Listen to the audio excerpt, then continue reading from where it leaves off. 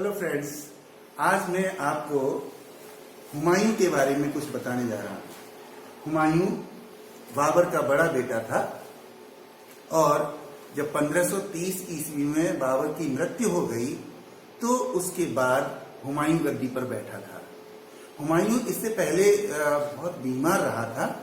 जब बीमार था तो बाबर ने शुक्रवार को नमाज पढ़ी और खुदा से ये दुआ मांगी कि मेरे बेटे को ठीक कर दो, भले ही उसकी जगह चाहे आप मेरी जान ले लो। और ऐसा इतिहासकार मानते हैं कि उसी दिन से हुमायूं ठीक होने लगा और बाबर बीमार पड़ गया और धीरे धीरे उसकी मृत्यु हो गई।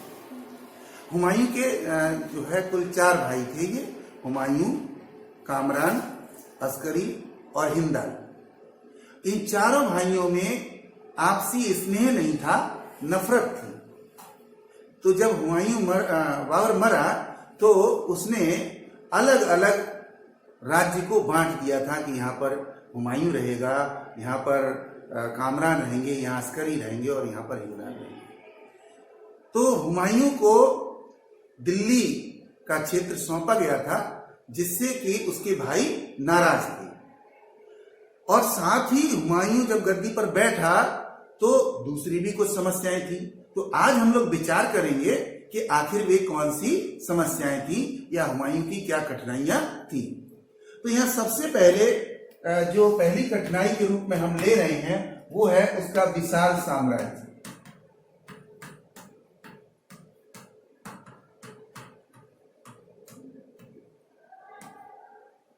जो बाबर ने साम्राज्य स्थापित किया था वो बहुत विशाल था। अब विशाल यूं था कि इधर बंगाल की सीमा से लगा हुआ था और उधर अफगानिस्तान की सीमा से लगा हुआ क्षेत्र था। इधर अगर उत्तर में हम देखें तो कश्मीर से की सीमा तक लगा हुआ था और दक्षिण में लगभग ग्वालियर तक का क्षेत्र था। तो इतना जो विशाल क्षेत्र था, इसको संभाल पाना हुमायूं के लिए इस समय इतना आसान नहीं था। क्यों? क्योंकि उसे यद्यपि वो सूबेदार रहा था कई क्षेत्रों में, लेकिन फिर भी उसे इतना ज्यादा अनुभव नहीं था कि वो पूरी की पूरी राज्य की स्थिति को संभाल सके। तो इसलिए जो है बल्ख, बदख्शां और कुंदुज ये वे प्रांत थे जो मध्य एशिया के भूभाग थे। और यहाँ पर क्या था, भाषा, धर्म, संस्कृति अलग थी, जिससे कि वहां के लोग इनकी बात को ही नहीं समझ पा रहे थे। तो ये बहुत ही मुश्किल काम था कि किस तरीके से इतने बड़े साम्राज्य को संगठित रखा जाए। ठीक है, तो ये उसकी पहली समस्या थी। दूसरी समस्या के रूप में अगर हम देखें तो सक्षम प्रशासन।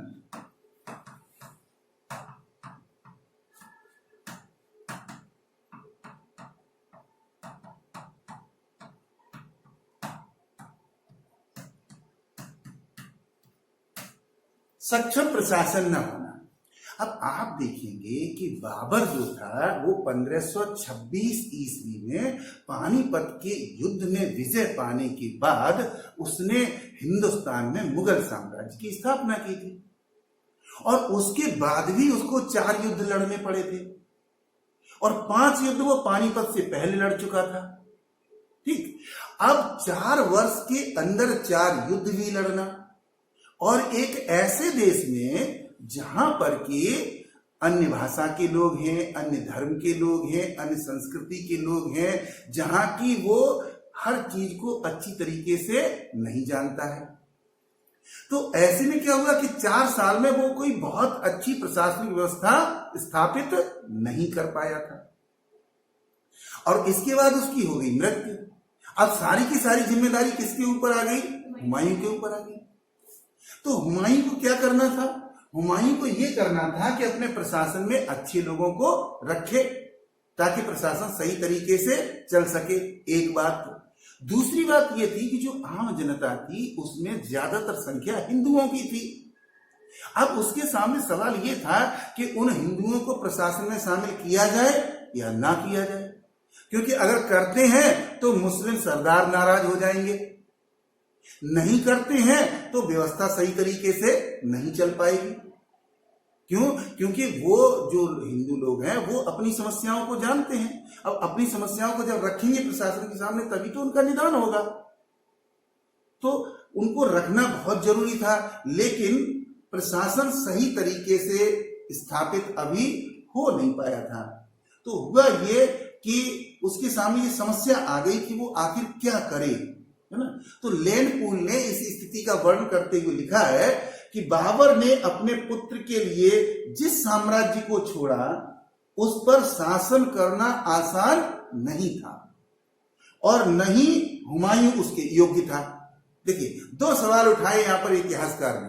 पहला सवाल क्या उठाया कि जो बाबर ने राज्य छोड़ा था हुमायूं के लिए, उस पर शासन करना आसान काम नहीं था, क्योंकि बहुत सारी भाषाओं के लोग, क्षेत्रों के लोग, धर्मों के लोग, संस्कृतियों के लोग, उन सबकी समस्याओं का समाधान करना, लॉ एंड ऑर्डर को बनाए रखना आसान नहीं था। एक बात। दूसरी बात, उसने हुमायूं के ऊपर ही सवाल खड़ा कर दिया। क्या कर दिया? कि वो उस काम को करने के योग्य नहीं था। क्यों उसने ऐसा कहा? मैंने अपनी पिछली बात में आपको बताया, क्योंकि हुमायूं एक सूबेदार तो रहा था, एक छोटी जगह का शासन तो संभाल रहा था, वो भी तब जबकि बाबर ने उसे व्यवस्था दी हुई थी तब। अब अचानक बाबर तो चला गया, उसके बाद सारे के सारे राज्य की व्यवस्था उसको बनानी है, यानी कानून भी उसको बनाने हैं, अधिकारियों की नियुक्ति भी उसको करनी है, कामकाज कैसे चल रहा वो भी उसको देखना है। तो लैंड पूल ये मानते हैं कि हुमायूं उसके योग्य नहीं था। अब हम तीसरी बात पर जाते हैं। तीसरा है साम्राज्य का विभाजन।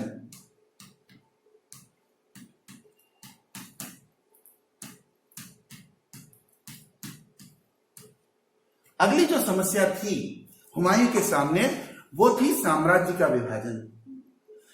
मैंने बताया कि जब बाबर की मृत्यु हुई तो उससे पहले ही उसने जो है अपने राज्य को विभाजित कर दिया था। इसमें कामरान को काबुल व कंधार, अस्करी को संभल और हिंदाल को अलवर दिया गया था और हुमायूं को लाहौर और उसके आसपास का इलाका मिला था। तो इस विभाजन से उसके भाई खुश नहीं थे। यद्यपि इससे पहले हुमायूं जो है वो संभल का सूबेदार रहा था। तो वो भाई क्या चाह रहे थे? भाई चाह रहे थे कि उन्हें और ज्यादा राज्य मिल जाए, उन्हें दिल्ली मिल जाए, है ना। तो अगर ये विभाजन नहीं किया गया होता है तो हो सकता है कि हुमायूं को इतनी ज्यादा समस्या न होती, लेकिन चूंकि विभाजन कर दिया गया था और वो विभाजन कैसा था? विभाजन असमानता पर आधारित था। असमानता कैसी थी कि कोई राज्य ज्यादा बड़ा था तो कोई छोटा था, किसी राज्य से ज्यादा टैक्स मिलता था, किसी से कम मिलता था, किसी जगह पर उपद्रव कम होते थे, किसी पर ज्यादा होते थे। तो इस वजह से क्या हुआ कि उसके भाई जो थे वो इस विभाजन से खुश नहीं थे और लगातार हुमायूं को परेशान कर रहे थे। अगली जो चौथी बात है वो है दोषपूर्ण सैन्य संगठन।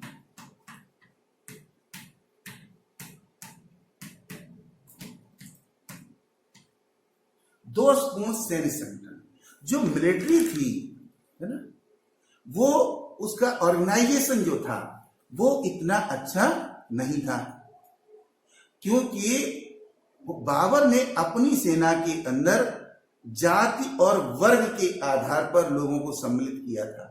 जाति और वर्ग के आधार पर, यानी उसमें तुर्क अमीर होंगे कि उसमें अफगान अमीर होंगे कि उसमें नए मुस्लिम होंगे, किस तरीके के होंगे, इस तरीके से उसने किया था। तो अब मुगल सेना के अंदर क्या था? तुर्क भी थे, पारसी भी थे, उज्बेक भी थे, अफगान भी थे और भारतीय भी थे। अब देखिए, अब आप कहेंगे साहब समस्या क्या है? जब सभी लोग तो शामिल है सेना में, फिर समस्या कहाँ है? समस्या ये है कि जो भारतीय लोग हैं वो तुर्कों की भाषा को नहीं समझते, तुर्क अफगानों की भाषा को नहीं समझते, अफगान पारसियों की भाषा को नहीं समझते। तो अगर मान लीजिए किसी एक व्यक्ति से इसको कमांडर बना दिया, अब वो जो इंस्ट्रक्शंस देगा, जो गाइडेंस देगा, वो अपनी भाषा में ही तो देगा और सामने वालों की समझ में आएंगे नहीं, तो वो क्या एक्ट करें? है। अब उस तरीके से अधिकारियों को प्रशिक्षित ही नहीं किया गया था कि वो इस तरीके की भाषा को अपनाएं जिसको वे सभी लोग समझ सकें, जिसमें कुछ तुर्की के भी शब्द हों, कुछ फारसी के भी हों, कुछ अफगानी शब्द भी हों, कुछ इंडियंस भी हों, ताकि उसको आसानी से समझा जा सके। एक ऐसी प्रचलित भाषा, अब प्रचलित भाषा कोई एकदम थोड़ी तैयार हो जाएगी, उसको धीरे धीरे धीरे धधीरे प्रचलन में लाया जाता है, तब कहीं हो पाती है। तो एक कमी तो ये थी कि सेना में आखिर संगठन कैसे बने, जो सेना अब अलग अलग के साथ, ये अफगान ट्रुप हो गया, ये उज्बेक ट्रुप हो गया, ये टर्किश लोगों का ट्रुप हो गया, ये इंडियंस लोगों का ट्रुप हो गया। तो क्या है कि वो सबको मिला के सेना तो बन जा रही है, लेकिन वो सेना के अंदर आंतरिक संगठन नहीं है, जिससे कि दिक्कत उसको ये होगी कि जब कहीं पर युद्ध होगा तो उसे समस्या होगी। और आगे चल करके आप देखेंगे कि जब शेरशाह सूरी के साथ उसके युद्ध होते हैं तो शेरशाह जब आक्रमण करता है तो सारी सेना तितर बितर हो जाती है। कारण क्या है कि उनके समझ में ही नहीं आना है कि किधर जाना है, कहां लड़ना है, कैसे लड़ना है, उनके समझ में ही नहीं आ रहा। और उसके बाद क्या होता है कि वो चुनार में हार जाता है, फिर वो कन्नौज में हार जाता है, बिलग्राम में हार जाता है, इटावा में हार जाता है, और उसकी ये स्थिति होती है कि वो आगे आगे हुमायूं भागता है, पीछे पीछे शेरशाह सूरी भागता है, और अंततः उसको देश से बाहर निकाल देता है। तो हुमायूं को देश से बाहर निकलने की स्थिति पैदा क्यों हुई? क्योंकि उसकी सेना में समुचित संगठन नहीं। अगली समस्या के बारे में अगर हम देखें तो अगली समस्या है रिक्त राजकोष।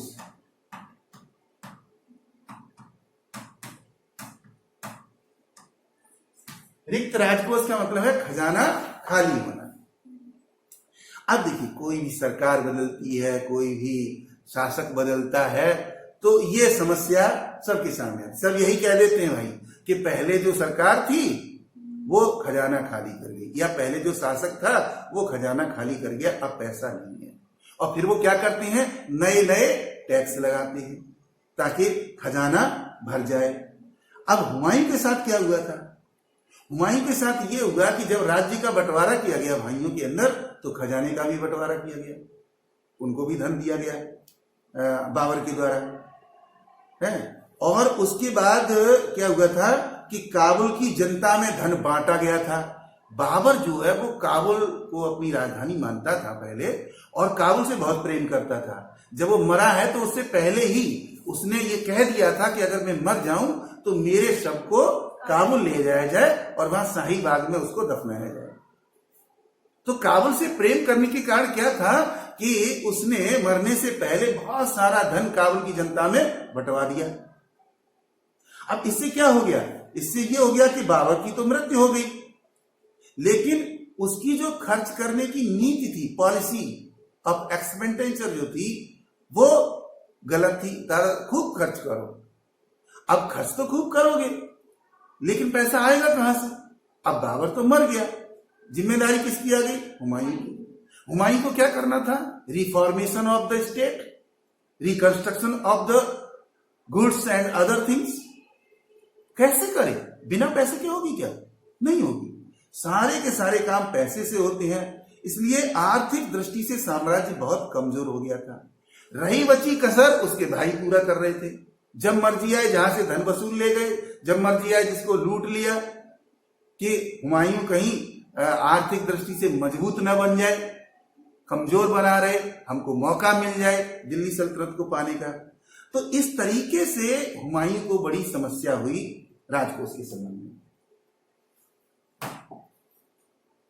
अब हम अगली बात की बात करें कि अगली उसकी समस्या क्या थी, तो थी बाबर के संबंधियों का षड्यंत्र।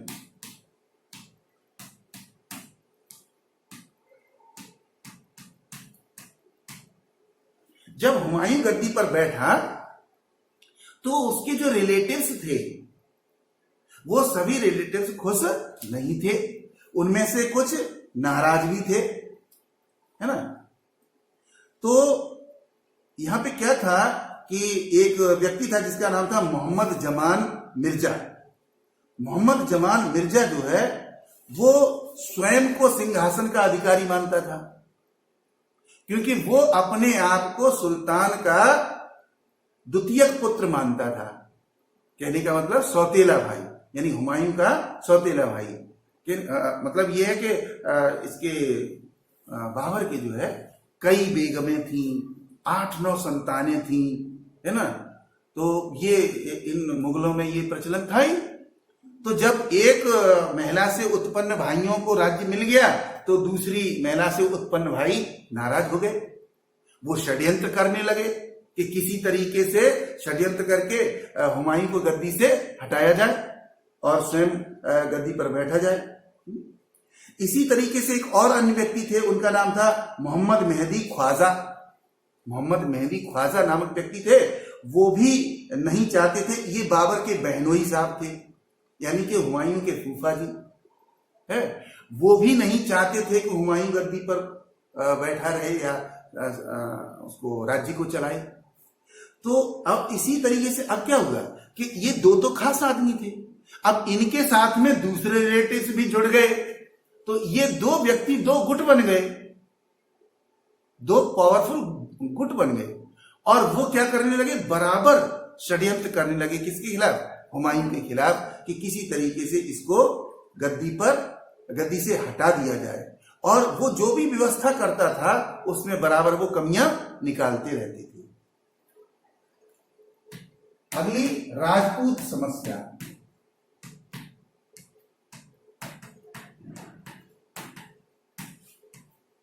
अब राजपूत समस्या की दृष्टि से अगर देखें तो हम क्या पाएंगे कि 1192 ईस्वी में जब पृथ्वीराज चौहान पराजित हो गए, जिनको कि आप उत्तर भारत का अंतिम हिंदू शासक मान सकते हैं, तो पृथ्वीराज चौहान के पराजित होने के बाद भारत में मुस्लिम शासन स्थापित हो गया। सल्तनत काल, जिसमें कुतुबुद्दीन ऐबक, इल्तुतमिश, रजिया, बलबन, अलाउद्दीन खिलजी और फिर तुगलक वंश के लोग और उसके बाद लोधी वंश के लोग। तो राजपूत बराबर संघर्ष करते रहे। उन्होंने इल्तुतमिश से भी संघर्ष किया, उन्होंने बलबन से भी संघर्ष किया, उन्होंने अलाउद्दीन खिलजी से भी संघर्ष किया, सभी से संघर्ष किया। और वो क्या चाहते थे कि किसी तरीके से इस मुस्लिम शासन को खत्म करके फिर से हिंदू राज्य स्थापित किया जाए। लिहाजा वे बराबर विद्रोह करते रहे थे। अब जब बाबर ने मुगल साम्राज्य की स्थापना कर दी, उसके बाद उसकी मृत्यु हो गई, तो हुमायूं जो समस्याओं से घिरा हुआ था, राजपूत ने सोचा इससे बढ़िया मौका नहीं मिलेगा। लिहाजा उन्होंने क्या काम कर दिया, जगह जगह विद्रोह करने शुरू कर दिए। तो अब समस्या यह थी कि how to control the Rajput power, कैसे मुगल साम्राज्य को राजपूतों से बचाया जाए। तो एक तो उसके घर में ही झंझट चल रहा है पहले से हुमायूं के, ठीक है ना। अब दूसरे राजपूत बराबर क्या कोशिश करें, अपनी आन बान और शान, जिसको कि 1192 ईस्वी में खो चुके थे, उसको पाने के लिए बराबर प्रयास कर रहे थे। इसलिए राजपूताना के विभिन्न क्षेत्रों में हुमायूं के खिलाफ विद्रोह की आग भड़कने लगी। तो अब उसके सामने एक और नई समस्या आ गई कि कैसे कंट्रोल करें इनको, ठीक है। अब अगली जो समस्या थी वो थी अफगान समस्या।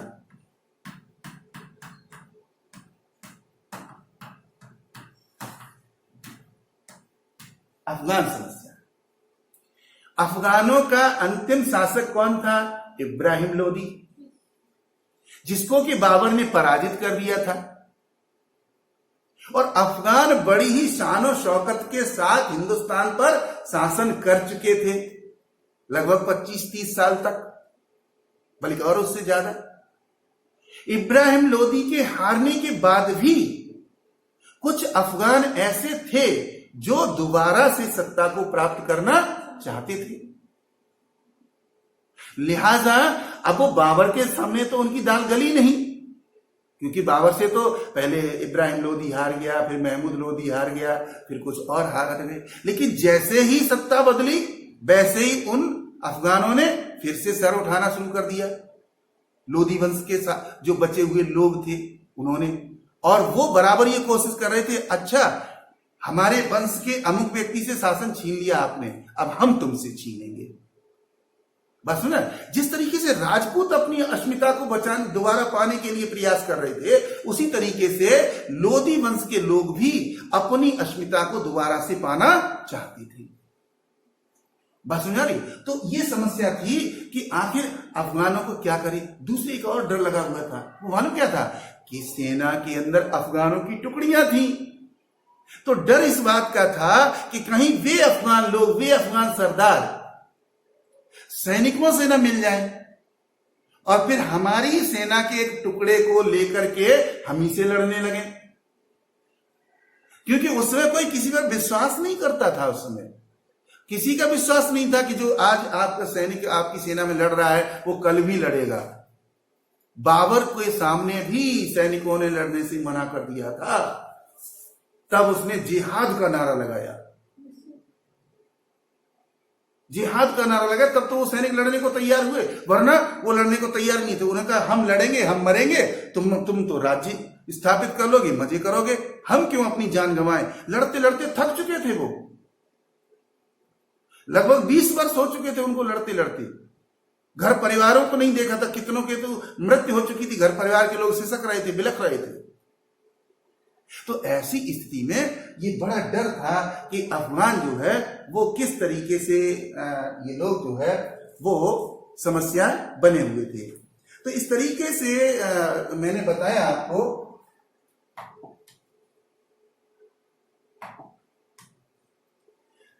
इस तरीके से मैंने आपको बताया कि हुमायूं गद्दी पर तो बैठ गया, सिंहासन तो हिंदुस्तान का प्राप्त कर लिया, लेकिन उसको किन किन समस्याओं का सामना करना पड़ा। तो आज हमने इस बात पर डिस्कस किया है। आप लोग इसको एक बार और पढ़िए और अपना ज्ञानार्जन करते रहिए। Best wishes to all of you. Good luck, good bye, thank you very much. कल एक नए टॉपिक के साथ फिर मिलेंगे।